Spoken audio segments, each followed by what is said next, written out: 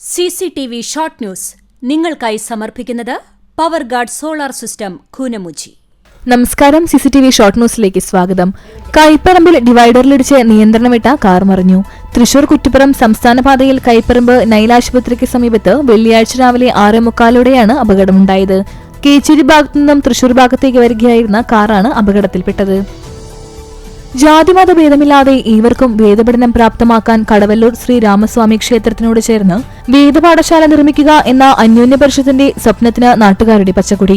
വേദസംരക്ഷണത്തിന് കടവല്ലൂർക്കാർ കച്ചകെട്ടിയപ്പോൾ 4 ദിവസം കൊണ്ട് സമാഹരിച്ചത് 40 ലക്ഷം രൂപ.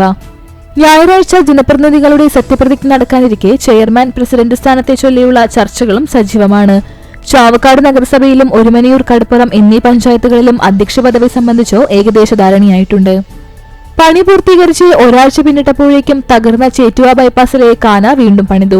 റോഡിന് കുറുകെ പണിത കാനയുടെ സ്ലാബാണ് വാഹനമോടി തുടങ്ങിയപ്പോഴേക്കും ഒരു ഭാഗം തകർന്നിരുന്നത്. ചിന്മയ മിഷന്റെ 75ാമത് വാർഷികത്തോടനുബന്ധിച്ച് ഗുരുവായൂർ ചിന്മയ മിഷന്റെ ആഭിമുഖ്യത്തിൽ സമ്പൂർണ്ണ ഭഗവത്ഗീതാ പാരായണവും ഹനുമാൻ ചാലീസ ജപവും നടത്തി. കഥകളിയിലെ നടനവിസ്മയം തിച്ചൂർ കറ്റശ്ശേരി സദനം രാമൻകുട്ടി നായർ 80ന്റെ നിറവിൽ. ആശാന്റെ ജന്മദിനം ആഘോഷമാക്കാനുള്ള തയ്യാറെടുപ്പിലാണ് തിച്ചൂർ ഗ്രാമം. ഗുരുവായൂർ മമ്മിയൂർ മഹാദേവ ക്ഷേത്രത്തിൽ കർപ്പൂരാദി കലശത്തിന് പരിസമാപ്തിയായി. തദ്ദേശ തിരഞ്ഞെടുപ്പിൽ കണ്ടാണശ്ശേരി പഞ്ചായത്തിലെ കൂനമുച്ചിയിൽ നിന്ന് ഇടത് സ്ഥാനാർത്ഥിയായ വിനു ജോൺസൺ നേടിയത് ചരിത്ര വിജയം. കോൺഗ്രസിന്റെ ഉറച്ച കോട്ടയിൽ നിന്ന് മണ്ഡലം പ്രസിഡന്റിനെ പരാജയപ്പെടുത്തിയാണ് വിനു ഐതിഹാസിക വിജയം സ്വന്തമാക്കിയത്. സുസ്ഥിരമായ ഭാവിക്കായി ഊർജ്ജ വിഭവങ്ങൾ സംരക്ഷിക്കേണ്ടതിന്റെ പ്രാധാന്യം മനസ്സിലാക്കാൻ പാവറട്ടി ക്രൈസ്റ്റ് കിങ് LP സ്കൂളിൽ വിവിധ പരിപാടികൾ സംഘടിപ്പിച്ചു. Guruvayur Brahmakulam saint Thomas church welfare സൊസൈറ്റിയുടെ 1 വർഷം നീണ്ടുനിൽക്കുന്ന പ്ലാറ്റിനം ജൂബിലി ആഘോഷങ്ങൾക്ക് തുടക്കമായി.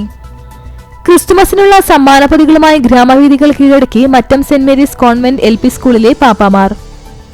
വിജയദിന ആഘോഷത്തിന്റെ ഭാഗമായി തങ്ങളുടെ പ്രദേശത്തുള്ള വിമുക്ത ഭടന്മാർക്ക് NCC കേഡറ്റുകൾ ആശംസാ കാർഡുകൾ അയച്ചു.